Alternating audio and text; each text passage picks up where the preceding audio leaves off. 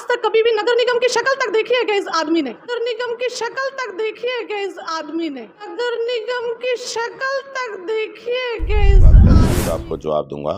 फिर तो मेरी बात सुनो, इस 3 वार्ड की रजिस्ट्री अंजलि जी के नाम कर दी जाए। फिर तो कोई नया आदमी इलेक्शन लड़ ही नहीं सकता जिसने नगर निगम का दरवाज़ा नहीं देखा। हालांकि मैं बहुत बार गया हूं निगम में, तो क्या कोई मंगल ग्रह से आके नया इलेक्शन? सामने मेरे प्रूफ लेके आए, जो भी प्रूफ है सामने लेके आए। जब इनके पास कुछ नहीं है तो फिर इनका बोलने का भी हक नहीं। प्रूफ दिखाओ, कागज दिखाओ, प्रूफ दिखाओ।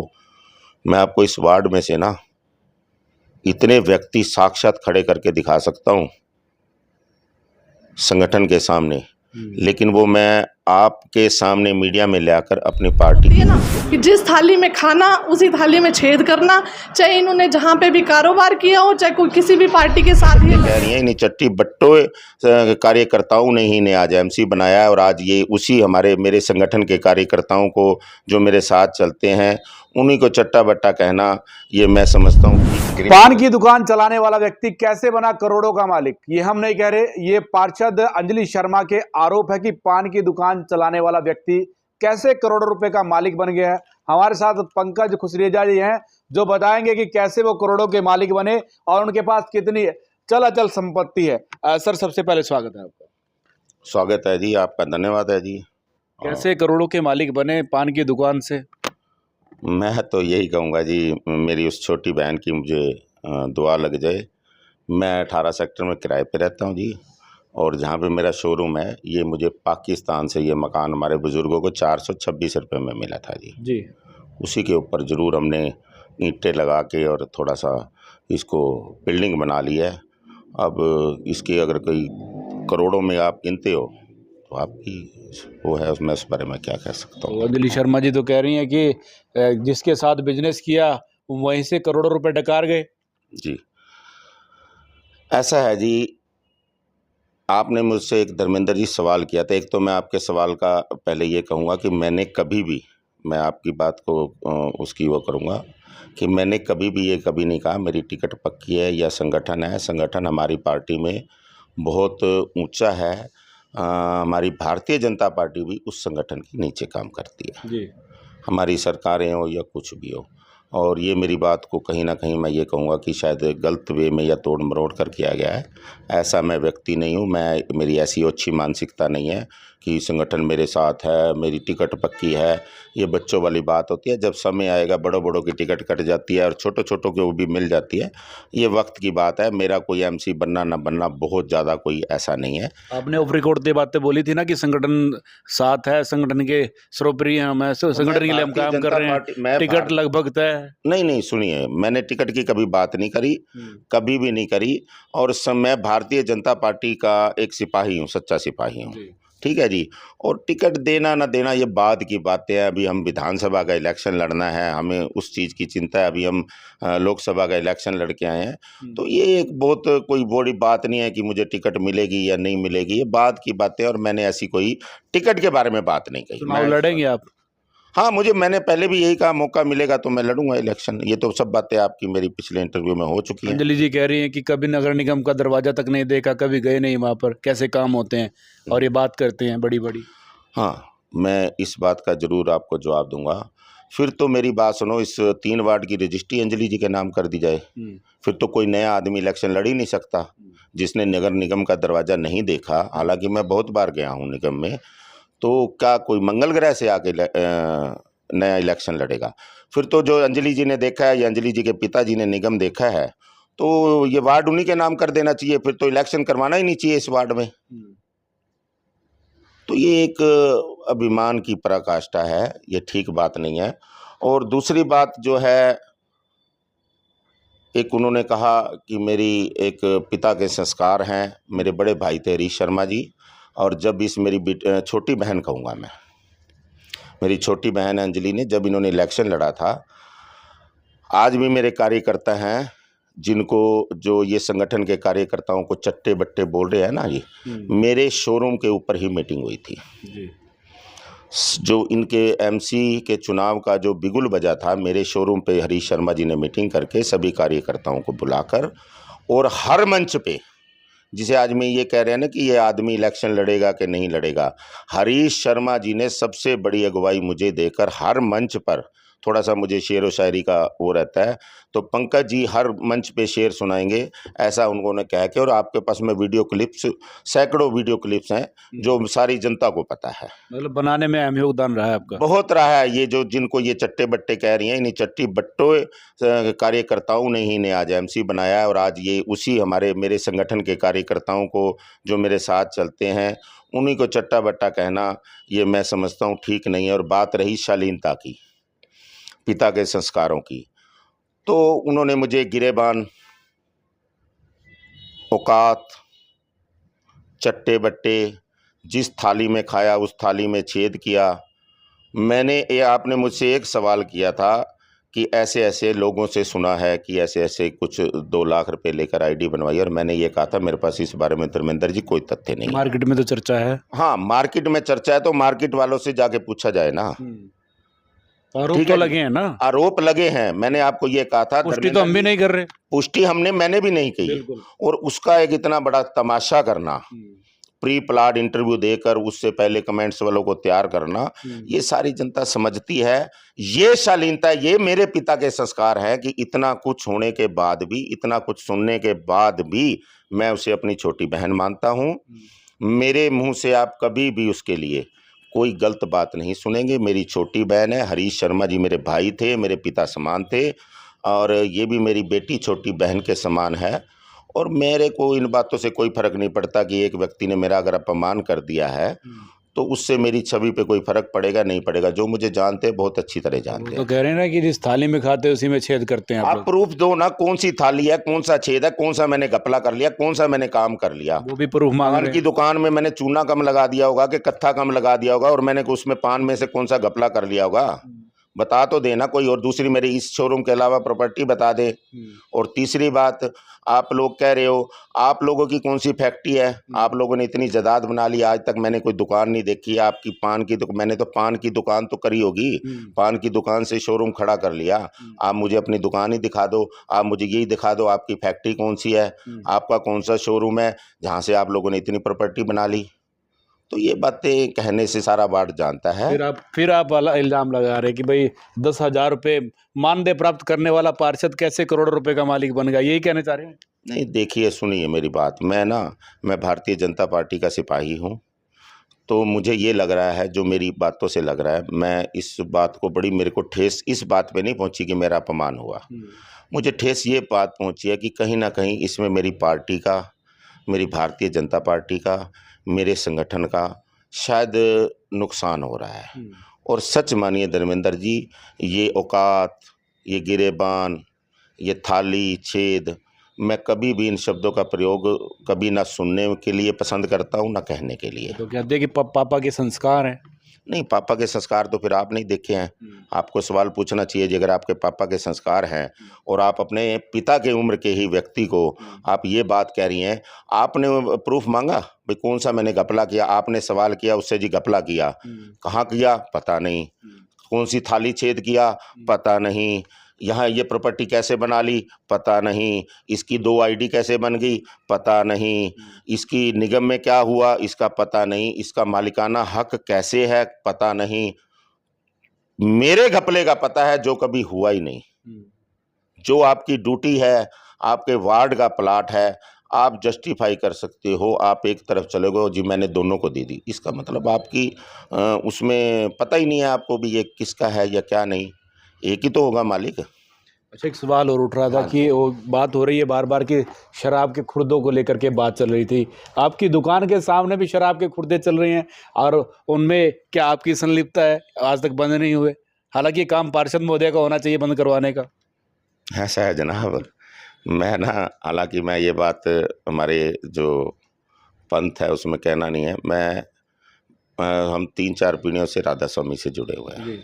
मैंने कभी भी अपनी ज़िंदगी में मदिरा, नॉन वेज और किसी प्रकार की इन चीज़ों का प्रयोग नहीं किया। नंबर 1 तो ये बात। दूसरी बात, आप इस बात पे तो ना किसी वार्ड वाले से बात करके देखना कि अब खुर्दों में भी अगर मेरे इतने बुरे दिन नहीं आ गए हैं, इतना मैं अभी रोटी कमाने के लिए कैपेबल हूँ कि मेरे को खुर्दों में हिस्सा लेना पड़ेगा, ऐसा मेरा कुछ नहीं है।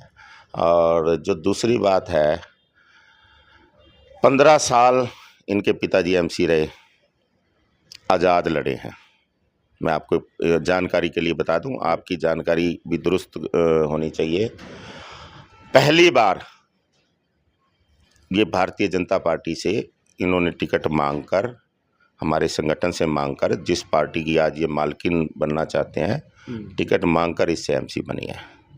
ठीक है जी। इससे पहले हमेशा इन्होंने हमारी भारतीय जनता पार्टी की खिलाफत की है, उसके खिलाफ इलेक्शन लड़ा है। मैं आपको बता देता हूँ, इससे पहले जो 2014 का इलेक्शन था, बैट बल्ला इनका, हमारा सिंबल हमेशा कमल का फूल रहा है, इनका बैट बल्ला रहा है। उससे पहले उगता सूरज रहा है, उससे पहले कुछ कोई और चुनाव चिन्ह रहा है। फाइट किया आपने चुनाव पहले? नहीं, मैंने पहले कभी नहीं किया। इससे पहले कौन फाइट करता था बीजेपी की तरफ से, बीजेपी की तरफ से? हाँ, बीजेपी की तरफ से हमारे एक इससे पहले अशोक कुमार आनंद जी ने किया जी। और उससे पहले एक सतीश चुग जी थे, उन्होंने किया। और उससे पहले मुझे काफ़ी पहले 2000 की बात है, उसका 95-96 की, वो भी किसी ने किया था। लेकिन ये पक्की बात है, ये मैं आपकी जानकारी बता दूं कि इन्होंने हमेशा हमारी पार्टी के खिलाफ, इस बारी हमारी पार्टी में क्योंकि सत्ता में थी तो उन्होंने मांग के टिकट ली।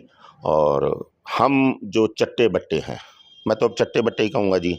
और हम जब हमें निगम का नहीं पता, हमारे को ये आदमी एमसी बनेगा, आदमी बनते हैं मेरे हिसाब से, तो मैंने आज यही देखा है जी, इंसान ही बनते हैं। कोई मंगल ग्रह से तो आगे आज तक कोई जीव जंतु तो बना नहीं। तो हमारे ये जो मेरे कार्यकर्ताओं का अपमान है, संगठन के कार्यकर्ताओं का, जिन्हें इन शब्दों से वो करा गया है, तो मैं इस बात से ज़रूर आहत हूँ। हालांकि मैं अपने अपमान से इतना आहत नहीं हूँ जितना इससे। और दूसरी बात मैं बताऊं, आज ये जिसे कह रहे हैं ना कि ये आदमी एमसी बनेगा, इस मेरे करीबन 6 महीने से मैंने अपनी इच्छा जाहिर की इलेक्शन की, और शायद लोकतांत्रिक इरादे में बड़े स्वस्थ तरीके से की।